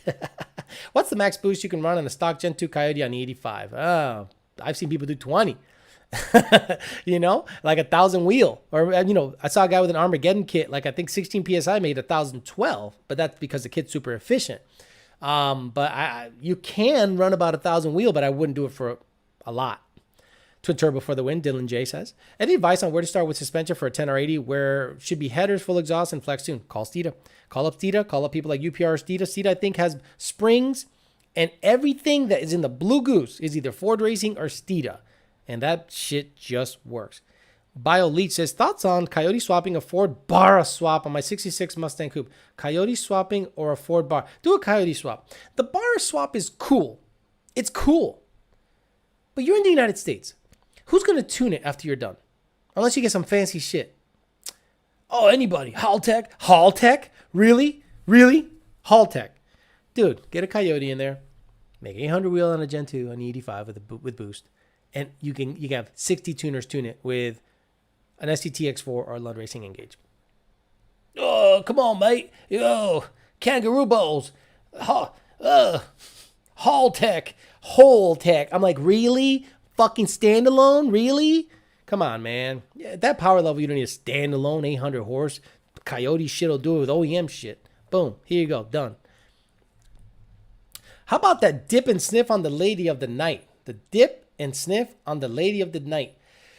So, yeah, when you're making out and stuff and you're up there on the top, you can be like, you know, it's going and then you're like, you know, kissing, you're like, give it a little swipe to be like, all right, we're good to go. But if you just go down there, you are brave. It is like the first guy that landed on the moon, didn't know what the fuck was going to happen. First guy that got on a rocket, you know, first guy to break the sound barrier. If you're going to go down there without a survey party, that's going to could be a bad time. Alex, how much horsepower would a BAP and 1050Xs will handle on a 2017 supercharged manual car? I don't know if I should just get a full return system instead or get tube done. Get a tube done from Lund. So that's a weird question. A BAP and 1050Xs will supply enough fuel with race gas, Q16, C16, C10, 260 GT, to make a lot of power. But if you want to go big boost, return style fuel system, but most people think I need a return style fuel system to make power. No, you need a return style fuel system to supply adequate fueling for a E85 fueled vehicle. 2 pumps or 3, two on, one on a hubs. And you don't need at 650, 700 wheel, 750, you don't need a return style fuel system if you're running race gas. 727 and 757, me and him brokered a deal, and we ended up hopefully getting myself a 373 rear end for the red car. I'm looking forward to that whenever he gets that off. No rush. Said, yo, Alex, I grabbed some LR merchandise, ordering an N-Gauge and a tune in the near future. Lund Racing for the win. Thank you, 727. 757. Kangaroo balls. Laughing my ass off. Okay, if you want to have a free-flowing exhaust, delete pipe, okay for daily driver, or just pay the money for the long tubes. In my opinion, if you want to do the cost-effective way, you can do free-flowing exhaust. But if you want to get some, a mod that will set you up for the future, I would do long tubes, in my most humble of opinions. Alex, what should I get suspension-wise on a 10R80 Whipple 800 wheel ET Street R, Steeda Stop the Hop, Steeda Springs, and some kind of shocks? Yes, I would do some kind of dampening control, and I would do some Viking rear shocks. You could call Steeda and see what they recommend or what they run in their vehicle, and then be a Warrior or a Crusader, depending on what you're looking to do and what kind of valving you want. But yeah, I do the Stop the Hop kit, the whole Steeda spring package if you want, or if you're going to call UPR, they got vertical links, they have toe arms, they have billet mounts. I mean, both companies are killer when it comes to that stuff. But the Steeda stuff is one I'm more familiar with S550. The UPR stuff I'm more familiar with S197 and down. The Danimal Savage says, I went to the Mark Pielo collection in Melbourne, Florida. It was insane. The guy has like 300 cars. The Drizzle says, I'm the survey party. Nice. Moon landing's fake. Dang, there you go. Paxton or Gen 2 or Paxton on Gen 2 or Gen 3. Both will work really well, sir. You won't be disappointed on either, honestly. Zay Snipe says, Gen 1 full bolt-on, best power adder for daily or occasional track use. Gen 1 full bolt-on, best power adder for occasional. I like a positive displacement blower because they're less prone on a manual. They're less prone on a manual to have shift-to-shift knock issues. If you have an auto, you can get a centrifugal, a PD blower, or twin turbos. Twin turbos are hard to beat. Kevin Crew is in S550 Big Pig has no chances versus me, S197 Paxton. I'll take his mom on a date and use your dating tips. YOLO for the win. Wow, Ruslan Z talking all that shit to the Procharger guy. Alex, on 2015 GT with the PMAS catback and E85R tune, how much horsepower are we talking, Alex, on 15 GT, PMAS catback and E85R tune? 430? 430, 440? 430, 440? With free-flowing exhaust? Rami Zaidan says, read his name. What's he talking about? Force Fit Coyote says, the best fish always have certain smell. Yo, Alex, would you sticky VCT solenoid cause a misfire code? No, a misfire causes a misfire code. The sticky VCT solenoid would throw VCT codes. Car enthusiast paid me $10 and didn't say a goddamn thing. My favorite type. What do you need to get on? 800 horsepower, 810 or turbos? Enough said. He's not wrong. Alex, you recommend diff bushings when doing a G-force drive shaft? Yes. Hey, Alex, this is Nestor. You tuned my 19 Velocity Blue GT with a P1X at PBH. Car's running fantastic. Thanks for the tune. Nestor, get with me when you want to get on a dedicated MS109 tune. Also, you're going to need, if you want to be like in the high 700 or mid 700 to late 700, let's say mid to high 700 or low 800 range, you're going to need more boost. Now, if you want a power number, someone near you, like a consistent power number, because I think the PBH dyno is a little inconsistent right now, you can go to Lujan Motorsports. He's close to you. So Lujan is great people. And I did Franchini. This guy named Franchini had dude, he had your car. Matter of fact, your tune is because of his car.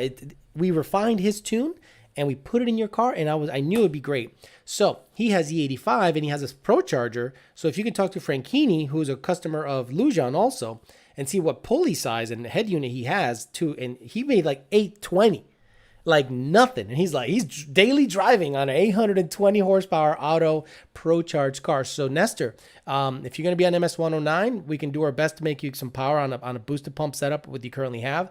But if you really want to party down the road and be safe, reliable, and have race gas at the pump, it's hard to beat a return style fuel system. But yeah, man, sorry I couldn't catch up with you last time. It's the whole Corona shit, and we're not supposed to be like fucking around with people, but things are loosening up. But when you're ready for that MS109 tune, hit me up. I'll get it taken care of. I'll send it to you, but you got to have MS109 in the tank. You can't have a mix. You can't have nothing weird. Got to have MS109 in the tank. And sometimes you're like, that's a pain in the ass to drive up on MS109 and to drain it, So you can go to Lujan, who's closer to you, and they should be able to take care of it, sir. I have an underbite. All my pussy tastes like shit. Yes. Very good. I love it. The wit is so good. You're stupid if you run E87 Enon EcoBoost. Am I since I'm losing performance or because I'm damaging my engine stock tune? Dude, 87 on a direct injected boosted car? I understand you might be able to do it, but why would you do it? Like, why would you do it? Now, EcoBoost blow up on their own. EcoBoost just blow up idling. They just blow up. They're like, see you later. Bye. So if I were you, I'd give it the best shot possible. So I wouldn't run just 87 octane. I'd run good shit, man. Don't fuck around. Seriously, don't fuck around with that stuff, man. That it's a boosted direct injected car. Be good with the car. Okay, I'm gonna look up my thing because all my shit froze here, and I'm trying to see how many people are actually watching. Oh, it says 632. Very good. Let me keep the volume down. Good. I want to make sure I'm not missing any questions because my screen froze. So make sure everyone is good. Michael Anthony says, what made you go with a Vortec on the 19? It was free. It is not mine. It is Lund Racing's Vortec. Okay, so we needed an R&D vehicle to put a centrifugal supercharger on. I just happened to have a Gen 3 with a centrifugal supercharger. So we did the R&D on that vehicle. All the throttle sensitivity, cam lobe tunes, knock sensor tweaks. My car is the R&D vehicle. So when you have a manual Vortec car or Procharger car, it was vetted using my vehicle. Mustang fan, you should have done the crank reeling after you replaced the clutch. So if you didn't, go do it. Love it that people are telling people here how to go about their business when it comes to troubleshooting their issues. It's like the Lund Racing support page. Alex, will be on 91 mainly with fuel additive. Michael Diaz says, adding long tube headers and getting a Lund tune. Badass, Michael. Cesar Cervero says, 10R80 GT having some RPM issues, down and up. Sometimes it stalls. What do you think it could be? Tuned by you, also happens stock. Roush also happens stock. There you go. Thank God you put that in there. Oh, dude, Alex can't tune. I wanted to pay you, but it says error for some reason. Yeah, I don't know. It's acting up. So it's okay that you don't have to pay me. That's why I'm paying attention more to the peasant chat because it looks like the pay chat just died. Or YouTube probably demonetized me. They said, fuck this guy. He said shit, you know?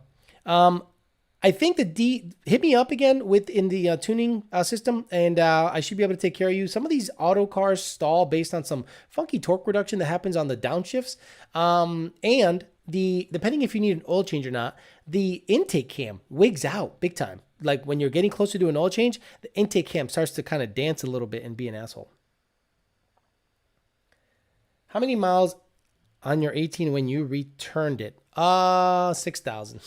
Not even 6,000. It's like, get this thing out of my life. Red car getting it on an NA or 150 shot videos would be epic. Shows up what you hate on nitrous car. Okay, Yonsei 50, that's not a bad idea. I could do that because the 5.2 situation, I don't think is going to happen anytime soon. So let's say I go 10 nines NA with this car. You best be sure I'm going to buy a nitrous kit and go for nines with nitrous. Absolutely. And I can have that record like a freaking weirdo. Fastest Gen 2 6R80 nitrous car. The list is one of one. Pay chat is working. Alexander Rocca. Thank you very much. Schaefer says, looking at an 18 PP1 10R80 Gen 5 Whipple car for sale for my daily. It's from a dealer. Any recommendations on what to look out for before purchasing? It's a Gen 5 Whipple car at a dealership? I wouldn't buy that. Love you. I wouldn't buy that. It's a Gen 5 Whipple car they traded in. So what does that mean? Someone didn't like the power? Bullshit. Something's wrong with that car. I would do a compression check on that car. I would say this to the dealership. Do a compression check, like in front of me. No, we're not going to do that. We're going to guarantee it and back it with their platinum plan. Fuck you then. Just bought an 11 auto. Want boost. Can you give me a 5-item mod list?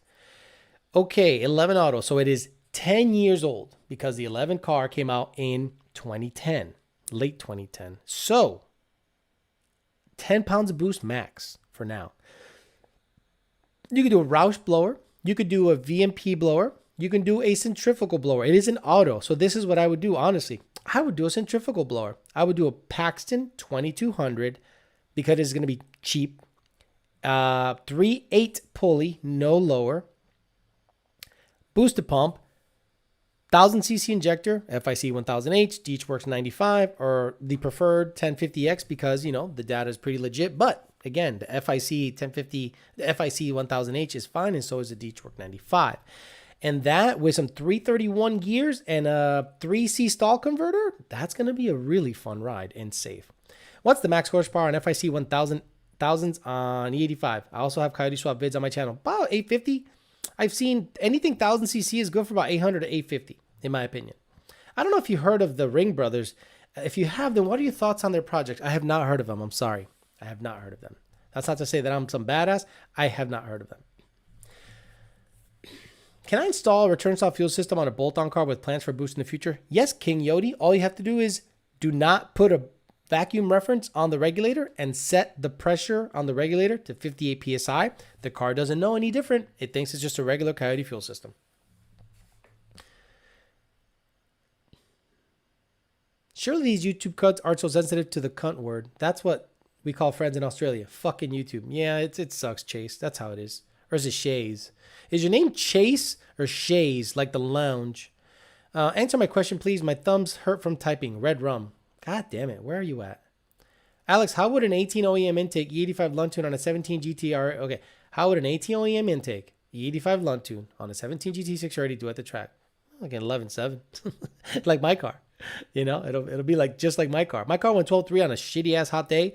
But it'll go 11.8, I think, once it's all said and done. And it's a little bit of weight reduction. Or on a cold day, it should go 11.8. So I think about 11.8, bro.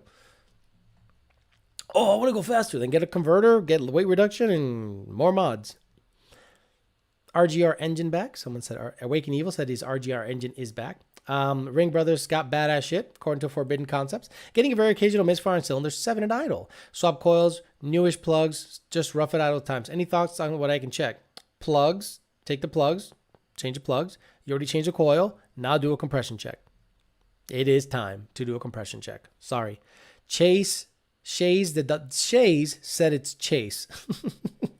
CHAISE said it's CHASE. So Shays said it's Chase. Oh, man. Brandon Hoyt says 17 GT with 18 manifold long tubes 85. Car trapping pretty consistent 80 to 90 into 8, 7,500 feet. Does that sound about right? Yeah, 7,500 fucking feet. I'm surprised it's not. I'm surprised I was trapping 55 miles an hour. 7,500 feet, sipping through a straw ass. Jesus, Kyle Brandon, fucking guy. He must be loaded. Kyle Brandon must have money. Because the guy just, for whatever reason, likes to take his balls and dick and drop it on the peasant chat and make you guys all look like ass. But again, I'm not asking for this. But I appreciate it, Kyle Brandon. Kyle Brandon. Kyle Brandon. Kyle Brandon. Deserves a lot of names because he's paying me. 3 of all Eric says, fucking Kyle Brandon. Rami's out on us. Here it is. He is a Kyle, right? I forgot Kyle and Karen. Yeah, he's a Kyle. He's doing shit to piss you guys off. Ball dropper just showed up. Where do you think cars will be performance-wise in another 5 to 10 years? The Danimal. I hope hybrid technology becomes normal. I hope hybrid technology becomes mainstream, meaning motors and engines working together in an all-wheel drive system to rape shit. I can't wait for that time. But I don't know. I don't want it to go the route of the Prius where it's boring. I want it to be efficient, and I want them to use that efficiency for horsepower when you want it. When it's not on the gas, it's chilling, hanging out. When you're on the pedal, I want it to peel the skin off my fucking face. Right when someone asks where he was, he appears with a big dough. Ha ha ha. King Dick has entered the chat. Talking about Kyle Brandon. Alex mixed my paid comment above. Let me know what you got. Mustangs and motorcycles. You liar. Let me see. There we go. Clutch recommendations for a 1450 MT82, making around 410, 420 wheel. So that's moderate horsepower. You can use a McLeod RST. You don't need an RXT at that power range. So honestly, I wouldn't go too crazy. In my opinion, at that power level, an RST is more than adequate for that car. Don't look at an Exedi single because I don't give a fuck what Exedi makes for anything Coyotes. I don't like them at all. I don't give a fuck if they're badass and if they don't care. Every Exedi I've seen has had a fucking issue on a Coyote car. I don't know why. I don't know why. Ask Exedi. I'm going to get an email from Exedi. Fuck you. I'm like, I'm sorry. Your clutches suck on Coyotes. I'm sorry. You know, if you're going to go big boy shit, you get a Mantic. That's who I rep. That's who reps me. And that's why I've had great success with Mantic. Jeff Kirko, North Carolina. Alex missed my page. I already got him. Hey, Alex, what's the info on the OnlyFans page? I'm getting there. I just got to wax my asshole, and we're ready to go. Alex missed my paid comment above. Let me know what you guys said it again. Better confirm Kyle's friend request on Facebook, bro. I don't think we were friends on Facebook. Or he's smart. He didn't friend request me. This is how you get my attention. You give me money. Nice haircut, Alex. Thank you very much. Appreciate that. What blower for boss? Any. Vortec, Paxton, Procharger, because the crank is stout on the boss. Whipple Gen 5, the front feed Beecha, or the any VMP Gen 3 Beecha. Are all the BAP the same or is some better than others? So the plug and play BAPs, like from certain companies, are 16 volt. From VMP, I think they're 18 volt. And from JMS, they're adjustable. And I think Kenny Bell has plug and play or wire in boosted pumps also. So they're not all the same, but the most adjustable, the most versatile is the JMS one. But it's also the most confusing if you don't know how to set it up. Kenny Bell don't burn pumps. Okay, nothing burns pumps. I've never seen a VMP one burn a pump. Directly caused by it? No. Force Fed Coyote, you are wrong. Everyone else does. Okay, he's wrong. Do you think the government will limit the factory performance of the cars in the future since cars are getting so badass? No. How do you do that? Because that's where we come into play. That's where we come in. We're like, tuners say, we're going to unlock shit. Fuck it. The GT500, the 2013-14 GT500 convertible was limited to 155 miles an hour because it was a convertible. But the coupe was, you can go 200. That made no fucking sense. Well, if you flip, you're dead. You flip, you're dead on a coupe anyway. 200 mile an hour. What's the max torque and horsepower on an MT82? Stock. It starts to be, you could blow it up stock. It is not rated for more than what stock puts out. But I've seen cars at 900 horse keep up. It's just a roll the dice whether you got a good one or not. Mantic wallet makers need a loan for that clutch. I know. It's expensive, but it's a rebuildable clutch, guys. When your RST goes, what happens? You take the whole clutch and you throw it away. You throw it away, right? RXT, throw it away. Exedi, you don't even put it in. A Mantic, you rebuild it for like an insane fraction of the cost. You're like, hey, Jeff, here, rebuild it. Comes back, rebuilt. For not big money at all. Best shocks for 14 GT, Dragger Street, Vikings. Vikings are the king daddy out there. Strange single adjustables if you want to go kind of on the cheap side and have, you just go full tight, full loose. It's easy, but depending on the power you're making, you're going to need more dampening control, or valving, or better valving. So I would do with a Viking and talk to them whether you're better suited with a Crusader or a Warrior. JMS has that foot pedal thing to control voltage under watt, which I don't like. I don't like a Hobbs switch. I like it either on all the time at 18 volts or on all the time at 21 volts. Isn't that why the aftermarket exists? Ms. M. Ragland, exactly. Is it wrong to look at my aunt's porn? She has a couple of mom POV videos, and I whack it to her. It depends on what your aunt looks like. I don't have any good-looking aunt. No, I don't have any good-looking at all. Paxton or Procharger. If gun to my head, Paxton. 2200 is a badass unit. Force Fed Coyote said bet, which means affirmative, I guess, in Generation Z talk. Hey Alex, looking at building a short block while I daily drive 12 GT before I supercharge it. Thoughts on using an F-150 short block in year? Recommendations? I prefer, if you have a 12 GT, I prefer you use a Gen 1 block because I think it has bigger studs and deeper threads on the block. So I would prefer you use a Gen 1 F-150 block or Gen 1 Mustang block. Yes. Sorry, bro. RXT, rebuildable for about 500. Okay. Thank you for correcting me, Eduardo Gonzalez. I did not know that they were rebuildable. I recant that statement. RXT and RST are rebuildable. Thank you very much for correcting me. I am stupid. Try the other Australian X clutch. I never heard of them, so I don't know. I never heard of them. So in other words, I'm fucked. Gonna get with Ben. Just hoping it'll last until I get my stimulus check. What? My next stimulus check? I hope there's no motherfucking stimulus check coming down the corner. Fuck that. That's enough borrowing money. Fuck all that welfare state shit. Let's just open the country up and get back to work, man. Fuck all that stimulus check shit. Because more guys are going to be fucking requesting flex tunes. I don't need that shit in my life right now. Zach Sanders says, I'm not afraid to say that I can't handle the power in my truck. F-150 S550 says 13-to-1 compression, all right for the Whipple on top. Dude, Jesus Christ, no. 12-to-1 tops. I mean, if you're going to go dumb shit, dumb, it'll be fine on E85, but 13-to-1? The fuck you looking to do in that thing, dude? 12-to-1 tops. 409 gears in new manual Mustang. Yes, do it up. Because it'll feel like an MT82 with 373s. Tell the younger generation about how great stock Borg 1 or T5 was. Then maybe they'll see how great the MT82 was. I love how people are like, MT82 is the worst transmission ever. Motherfucker.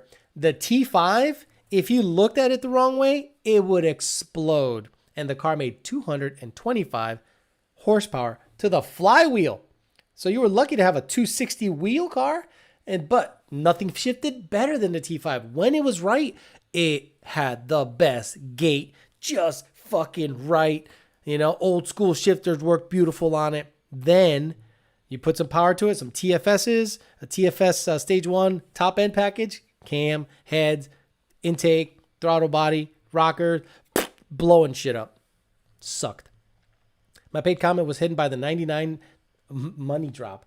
The person who owned a 10R80 Gen 5 Whipple car before and tuned it works there. I have yet to speak with him, but I'm skeptical. Exactly, Schaefer. That means he has a sweetheart deal, knew his shit was blown up, and he's basically hiding his busted car in the lot. I'm not a fan of buying boosted cars on the lot. Ask It's Just a Six what happened. All right, I'm going to get out of here pretty soon. It's 10 o'clock. I've been on for an hour and 41 minutes. Pretty badass shit. T5 had 3-foot throws. No, it didn't. Not with a little shitty-ass Hirsch shifter or a Pro 50 shifter or a B&M fucking hammer. No way. That thing was perfect. All be aside, thanks for the tune, Alex, Force Fed Coyote said. The Ken Bell screams to the 7600 RPM. I had a good tuner before you, but had that mofo sitting on the cars at CA2K20 lawn for the win. Badass, Force Fed. I appreciate that, man. See, Kenny Bell? I tune your stuff, and it's fine, and people love it. I'm not a hater when it comes to that shit, because I have no fucking dog in the fight. No dog in the fight. Thomas Cooper says, what's the max torque that the TR6060 can handle? Dude, I've seen some of them handle 800, like pretty easily, 800, 850. But then anything after that, you got to get some built ass shit, because I don't think the gears go on those. I think it's the synchros. That's the biggest issue on those things. And especially, they don't like RPM, but I think I've seen 800 plus torque without much of an issue. Fucking Lund Racing's GT500 makes 1,100 torque. And not to say that he's doing some badass shifting and having it go through, but you know, what are you gonna do? 215 good for an NA car manual? No, you're gonna hate it. It's gonna be the longest gear feeling on the planet. You're gonna fucking hate it. Pragmatic lunatic gave me $5. I appreciate that, brother. I have a buddy that works for Sarah Ford, and he just gave me the sales brochure for the Mach-E. It has all the different models and power. They have 255, 282, 332, and 459 in the GT. The Danimal. You must be up from my area, because Sarah Ford is in Agawam, Massachusetts, where I bought my black car, Sarah Ford. So, yeah, 459 horsepower in an SUV. Guys, All you EcoBoost guys, all you cold air guys, cold air long tube guys, cold air long tube E85 guys, get ready to get gapped by the fucking Mach E GT. Oh, it's so stupid. Whoop! What the fuck happened? Grandma gapped your ass on her way to Publix. That's right, bitch, y'all. Bet that. Great show, Alex. See you next week. It's a wide body. Can it be a sleeper? Mem Raglan. I wouldn't buy it. I wouldn't buy it because it's a fucking. M. Raglan said, if it's a wide body, can it be a sleeper? No. It's like telling you it's something different.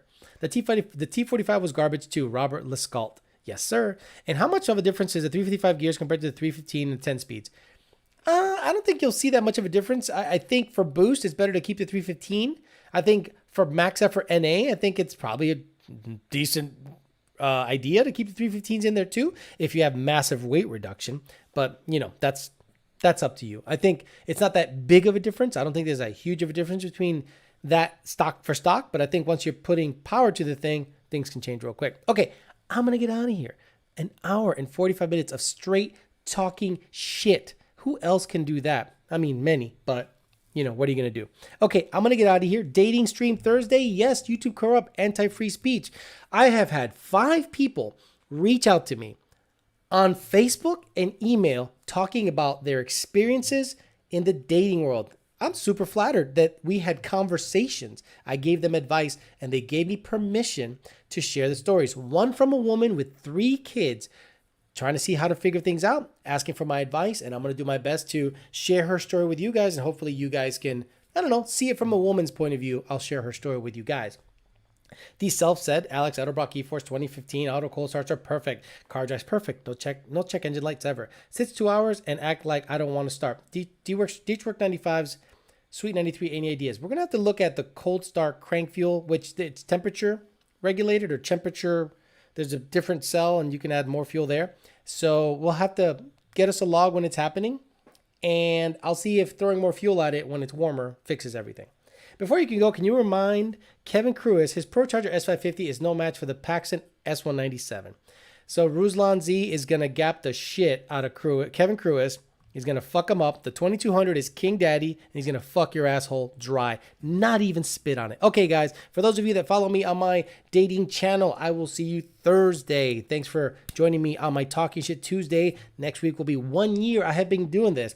I have nothing planned for that because I don't plan ahead. I don't do that kind of shit. But thanks for tuning in today. Thanks for the channel supporters. Thanks for Kyle Brandon dropping his dick on the peasant chat, making everyone look like shit. Thanks for listening, guys. I'm going to get out of here. Talk to you later.